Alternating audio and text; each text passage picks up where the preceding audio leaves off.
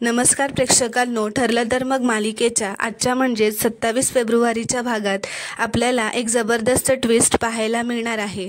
पण त्याआधी जर तुम्ही माझ्या चॅनलवर नवीन असाल तर चॅनलला प्लीज सबस्क्राईब करा.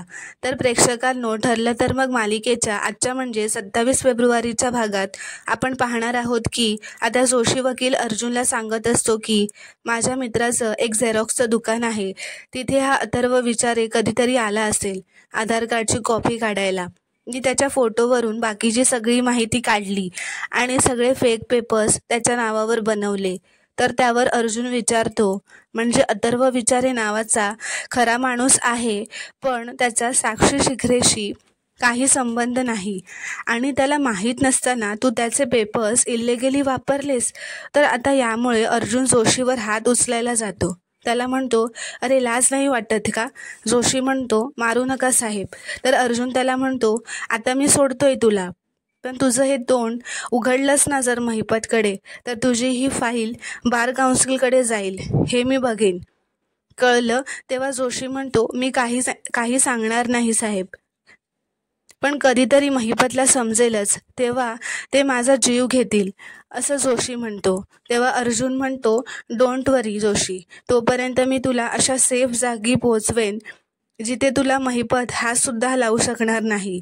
असं म्हणत आता ते सगळे तिथून निघून जातात. तर इथे दुसरीकडे किल्लेदारांच्या घरी प्रतिमा सगळं आठवण्याचा प्रयत्न करत असते व सांगत असते, मी उपमा बनवून इथे बाहेरच आणून ठेवला होता.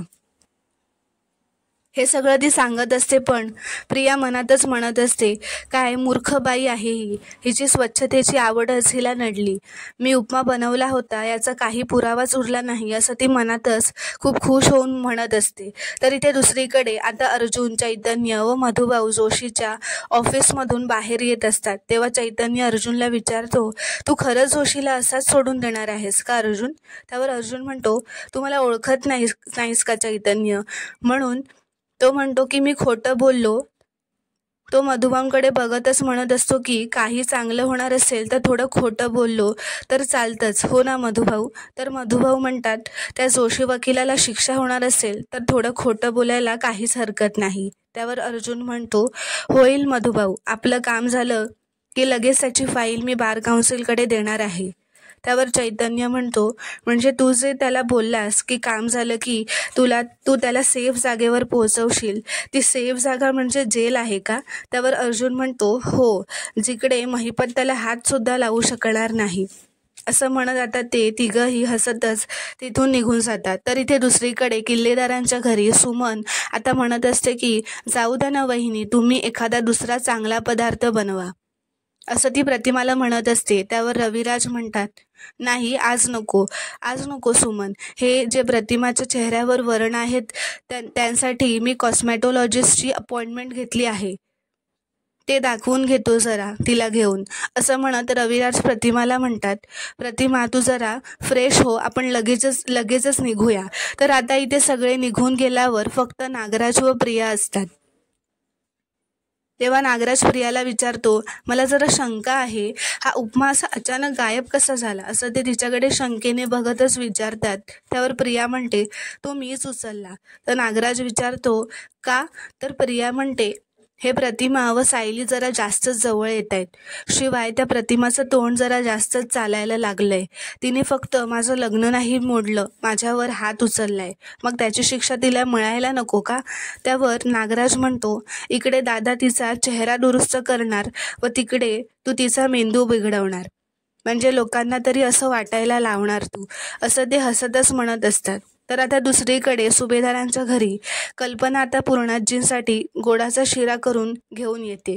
ती पूर्णाजींना म्हणते, खाऊन घ्या, पण त्या नको म्हणत असतात, त्यांना नको असतो. ती त्यांना सांगत असते की उद्या तुमचा उपवास आहे, काहीतरी खाऊन घ्या, उद्या तुम्हाला गोळ्या पण घेता येणार नाही. तर पूर्णाजी विचारतात, माझ्यासाठी गोडाचा शिरा कसा काय बनवलास? त्यावर कल्पना म्हणते, कारण आत्ता तुम्ही काहीतरी खाणं महत्त्वाचं आहे. हे सगळं बोलणं सायली दरवाजा बाहेर उभं राहून ऐकत असते. तर आता पूर्णाजींना सायलीने केलेली खजूर घातलेली बर्फी आठवते. ती कल्पनाला म्हणते, मला खरंच काही खाण्याची इच्छा नाही आहे. तर पूर्णाजी म्हणतात, आपल्या घराची घडी फार विस्कटली आहे, फारच बेचैन वाटतंय. तेवढ्यात अर्जुन आता सायलीच्या मागे येऊन उभा राहतो. तो तिला म्हणत असतो, मिसेस सायली, चला मला तुमच्याशी जरा बोलायचंय. तर ती म्हणते, थांबा हो जरा. तर अर्जुन तिला तिचा हात धरूनच त्यांच्या खोलीत घेऊन जातो. तर ती त्याच्यावर चिडते व म्हणते, तुम्हाला तुमच्या सगळ्या गोष्टी महत्त्वाच्या वाटतात का? माझ्यासाठी दुसरे काहीतरी महत्त्वाचं असू शकतं ना. तर अर्जुन तिला सांगण्याचा प्रयत्न करत असतो की ते सगळं जाऊ द्या, मला तुम्हाला काहीतरी महत्त्वाचं सांगायचं आहे. पण ती त्याचं काही न ऐकता निघून जाते, कारण तिला बघायचं असतं की पूर्णाजीने काही खाल्लेलं आहे की नाही. तर जेव्हा ती पुन्हा पूर्णाजीच्या खोलीबाहेर येते तेव्हा ती आता बघते की कल्पनाने पूर्णाजींना शिरा भरवलेला असतो व ते बघून सायली आता खुश होते व पुन्हा तिच्या खोलीत येते. तर अर्जुन मात्र तिच्यावर चिडून बसलेला असतो. तर ती त्याच्या सगळ्या गोष्टी जागेवर ठेवते, त्याची बॅग, त्याचं कोट, सगळं काही जागेवर ठेवते. त्यानंतर सायली त्याच्याकडे बघत असते, पण तो तिच्याकडे बघत नाही. तो तिच्याकडे बघून मान फिरवत असतो. तर सायली आता स्वतःचे कान पकडते व अर्जुनला म्हणते, मी चुकले. पूर्णाजींना जेवतच नव्हत्या, त्यांच्या गोळ्या पण घ्यायच्या राहिल्या होत्या, म्हणून मी अस्वस्थ झाले आणि सगळा राग तुमच्यावर काढला. तर आता ती म्हणते, तुम्हाला काय महत्त्वाचं बोलायचं होतं माझ्याशी, ते बोला. अर्जुन म्हणतो, मी आज जोशीला भेटायला गेलो होतो. तो आधी काहीच सांगत नव्हता, मग दणकावलं चांगलंच त्याला मी. मग त्याने सगळं खरं खरं सांगितलं. खुनाच्या रात्री साक्षी तिच्या सावत्र भावाच्या अंत्यविधीला गेली होती असं तिने सांगितलं, पण तिचा असा कोणी सावत्र भाऊ नाही आहे. तेव्हा सायली आता खूपच शॉक झालेली असते. ती म्हणते, पण त्या जोशीने तर अथर्व विचारे नावाच्या मुलाचे ओळखपत्र दिले होते ना. तर अर्जुन म्हणतो, ते खोटं आहे, तसा कोणी मुलगा तिचा भाऊ नाही आहे. तर आता सायलीला काही समजत नसल्यामुळे अर्जुन तिला सगळं समजावून सांगू लागतो. अर्जुन सायलीला सांगत असतो की कसं तो अथर्व विचारे नावाचा व्यक्ती खरा आहे, पण त्याचा साक्षीच्या केसशी काही संबंध नाही आहे. ते जोशीने त्याची गोष्ट केलेली असते, कागदपत्र बनवलेली असतात, ते सगळ्या गोष्टी तो तिला सांगतो. आता तो म्हणतो की आता फक्त त्या अथर्व विचारेला शोधायला हवं. एकदा तो सापडला ना की साक्षी जेलमध्ये गेलीच म्हणून समजा. पण आपल्याला हेही माहीत नाही आहे की तो अथर्व विचारे नावाचा माणूस जिवंत आहे की नाही, कारण बरेचदा असे खोटे पेपर्स हे एखाद्या मेलेल्या माणसांचेच केले जातात. तर सायली म्हणते, म्हणजे जर अथर्व विचारे जिवंत नसेल तर आपला हा मार्ग बंदच होईल असं समजावं लागेल. तर अर्जुन म्हणतो, डोंट वरी, मी त्या अथर्व विचारेची ID, त्याची कॉपी पोलिसांना पाठवली आहे. ती जर खरी झाली तर अथर्व विचारे सापडलाच म्हणून समजा. त्याच्या ID वरचा फोटो एकदम क्लिअर आहे, त्यामुळे तो सापडला ना तर हे कोर्टात प्रूव्ह होईल की साक्षी कोर्टात 3 वेळा खोटं बोलली आहे व कोर्ट हे अजिबात टॉलरेट करणार नाही. तेव्हा सायली म्हणते, असंच होऊ दे, त्या साक्षीचा खोटेपणा आता तरी कोर्टासमोर येऊ देत. त्यावर अर्जुन म्हणतो, उद्या अथर्व विचारेची ID पोलिसांकडे पोहोचली की त्याची खरी इन्फॉर्मेशन आपल्याला उद्यापर्यंत मिळेल, त्यामुळे निवांत राहा व झोपा. तर आता अर्जुन विचारतो, तुम्ही सांगितलं नाही की पूर्णाजी का जेवली नाही, का चिडली होती. ते तर सायली म्हणते, मी आज घरच्यांसाठी चोरून स्वयंपाक केला होता. हे ऐकून अर्जुन सायलीवर हसू लागतो. ती म्हणते, म्हणजे मी आणि विमलताईंनी ठरवलं होतं की स्वयंपाक मी करायचा आणि विमलने केलाय असं सांगायचं. पण पहिल्याच घासात सगळ्यांना कळलं की स्वयंपाक मी केलाय आणि भरल्या ताटावरून सगळे उठले. तर अर्जुन म्हणतो, म्हणजे सगळं जेवण तसंच राहिलंय. तर अर्जुनच्या डोक्यात काहीतरी आयडिया आलेली असते. तर इथे दुसरीकडे महिपत शिकरे हा जोशीला फोन करत असतो, पण जोशी आता खूप घाबरलेला असल्यामुळे महिपतचा फोन उचलत नाही. महिपत म्हणत असतो की कुठे गेला राहिला हा जोशी, त्या पाटलाने सही केली नसेल तर त्याला आत टाकायला पाहिजे असं तो म्हणत असतो, पण जोशी काही त्याचा फोन उचलत नाही. तर आता सुभेदारांच्या घरी अर्जुनने एक आयडिया काढलेली असते. त्याने काही रस्त्यावरच्या गरजू व उपाशी माणसांना घरात बोलवलेले असते तो त्यांना बसायला सांगतो व पूर्णाजी व कल्पनाला बोलावतो. त्या दोघी बाहेर येतात तेव्हा तो आधीच काही बॉक्सेसमध्ये सायलीने केलेले जेवण भरत असतो व पूर्णाजी व कल्पना आल्यावर म्हणतो, आज पूर्णाजी अन्नदान करणार आहेत. तर हे ऐकून कल्पना पूर्णाजीला विचारते, पूर्णाई, तुम्ही कधी ठरवलं अन्नदान करायचं? तर पूर्णाजी म्हणते, हळूच म्हणते तिच्या कानात, की मलाही आत्ताच कळते. तर अर्जुन म्हणतो, पूर्णाजीने आम्हाला शिकवलंय की फूड कधी वेस्ट करायचं नसतं. नेहमी तूच म्हणतेस ना, असं माज करून घरातलं फूड कधीच टाकून द्यायचं नाही. आणि आज तर आपल्या घरात एक्स्ट्रा फूड खूपच जास्त आहे. आज कोणी जेवलंच नाही ना आपल्या घरात. तो म्हणतो, आज माझ्या बायकोने जेवण बनवल्यामुळे कोणी जेवलंच नाही. तर पूर्णाजी म्हणते, अर्जुन, मी दिलेली शिकवण मला चांगलीच लक्षात आहे, पण ते अन्न वाया जायला मी जबाबदार नाही आहे. चुकीच्या व्यक्तीने स्वयंपाक केला ना, म्हणून कोणी जेवलं नाही. त्यावर अर्जुन म्हणतो, अन्न हे अन्न असतं ना, मग ते विमलने बनवलं तर चांगलं आणि माझ्या बायकोने बनवलं तर वाईट, असं कसं होईल? तर कल्पना पूर्णाजीला म्हणते, पूर्णाई, बघितलंस ना, अर्जुन घरी आल्या आल्या त्या मुलीने ह्याच्याकडे चुगली केली. तर अर्जुन म्हणतो, नाही मम्मा, असं काहीच नाही आहे. तो म्हणतो, मी जेव्हा घरी आलो तेव्हा बघितलं तर माझ्या बायकोचा चेहरा पडलेला होता. मी खूप वेळा विचारल्यानंतर मला कळलं की या घरात माझ्या बायकोचा हात लागलेलं अन्न वेस्ट झालं आहे. ते वेस्ट झालं तरी चालतं. अर्जुन म्हणतो, तूच बघ ना, आता आमच्या दोघांसाठी जेवण बनवणं किती सोपं आहे, पण तिने तसं नाही केलं. तिने सर्वांसाठी जेवण बनवलं, कारण तिला या घरच्या रीती पाळायच्या आहेत. तिचं प्रेम आहे तुमच्यावर, रिस्पेक्ट आहे. तुम्ही काय केलं? न जेवता निघून गेलात. तुमच्या मनात सायलीबद्दल इतका राग आहे की तुम्ही आम्हाला जे जे शिकवलं ते तुम्हीच फॉलो नाही करत आहात. पण आज जे काही झालं ना, ते मला खूप आवडलंय. I am very happy. माहिती आहे का?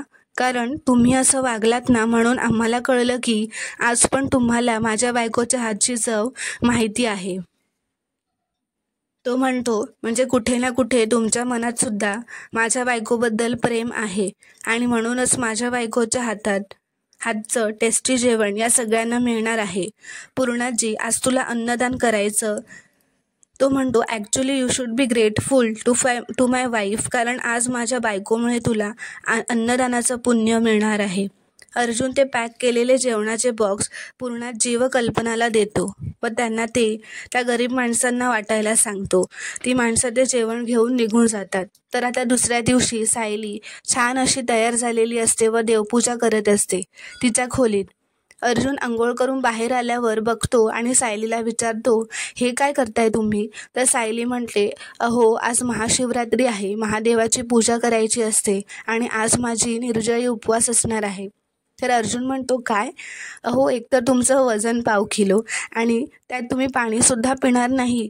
तर तो म्हणतो, तुम्हाला एवढा स्ट्रिक्ट उपवास नाही जमणार. तर सायली म्हणते, मनात श्रद्धा आणि भक्ती असली ना की सगळं काही जमतं. तर अर्जुन म्हणतो, मग मी पण तुमच्यासोबत उपवास करेन. तर सायली म्हणते, हो, नको हा, तुमचं शरीरही भलं व्यायामाने कमवलेलं असलं ना तरी मागच्या वेळेला उपवास केला होतात, आठवतंय ना, चक्कर येऊन पडला होतात. तो म्हणतो, आता चक्कर नाही येणार मला. तर सायली म्हणते, तरीही नको. अहो, कसं आहे, मी घरातच असते ना, तुम्हाला बाहेर जायचं असतं, ऑफिसची कामं असतात. तुम्ही मस्त साबुदाण्याची खिचडी खा आणि पिंडीला नमस्कार करा आणि ऑफिसला जा. तर अर्जुन म्हणतो, ओके बॉस. तर आता खाली पूर्णाजी व कल्पना हे महाशिवरात्री साजरी करायची यासाठी सगळी तयारी करत असतात. पण पूर्णाजी म्हणत असते, यावेळी मनच शांत नाही आहे. वाटलं जितक्या जणांची प्रार्थना महादेवापर्यंत पोहोचेल तितक्या लोकांची पोहोचू दे. आणि म्हणून देवळातली काही माणसं, ऑफिसच्या काही ट्रस्टची माणसं सगळ्यांना आमंत्रण देऊन आले. म्हटलं, महाशिवरात्र अशी सागरसंगीत साजरी होऊ दे, पूजा फळू दे व घरातली वादं मिटू दे. बस, मला दुसरं आणखी काही नको.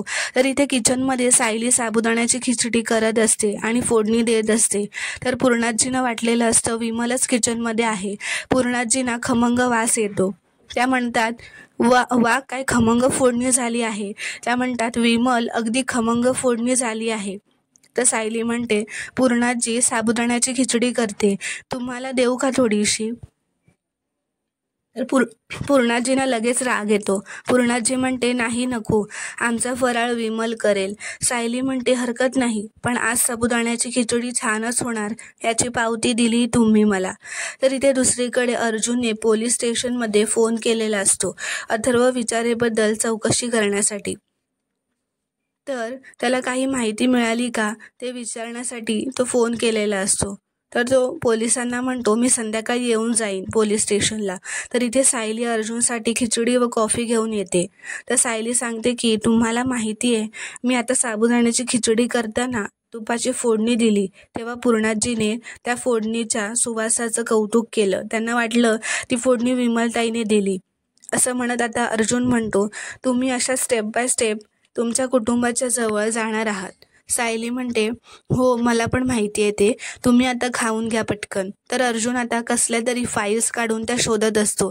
तर त्यात सायली विचारते, काय झालं, तुम्ही काय शोधताय? तर अर्जुन म्हणतो, मी अथर्व विचारेची माहिती काढायला इन्स्पेक्टर कदमांना फोन केला होता.